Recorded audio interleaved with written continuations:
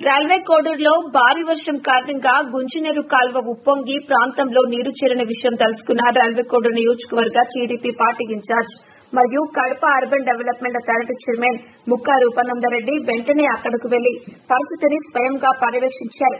ప్రజలతో మాట్లాడి వారికి ధైర్యం చెప్పారు. అలాగే అధికారులు కాంట్రాక్టర్లకు వర్షం ప్రభావం తగ్గిన వెంటనే వీలైనంత త్వరగా రక్షణ కూడా నిర్మాణ పనులు వేగంగా పూర్తి చేయాలని ఆదేశించారు. ఈ సందర్భంగా ఆయన మాట్లాడుతూ నర్సంపేట ప్రజలు ఎన్నేళ్లుగా ఎదుర్కొంటున్న సమస్యకు ఇది శాశ్వత పరిష్కారం అవుతుంది. ప్రభుత్వం ప్రజల భద్రత కోసం కట్టుబడి ఉంది. త్వరలోనే రక్షణ గోడ పనులు పూర్తవుతాయి. అప్పటి వరకు ప్రజలు జాగ్రత్తలు పాటించాలని కోరుతున్నారు.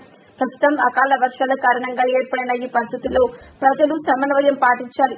ఎటువంటి సమస్య ఉన్నా వెంటనే మమ్మలను సంప్రదించండి. మీకోసం 24 గంటలు మేము సహాయం చేయడానికి సిద్ధంగా ఉంటాము అని అన్నారు. ప్రజలు తమ కోసం వచ్చిన రూపానందరెడ్డికి ధన్యవాదాలు తెలిపారు. కార్యక్రమంలో స్థానిక ఎన్డీఏ కుటుంబ నాయకులు, అధికారులు, కార్యకర్తలు పాల్గొన్నారు.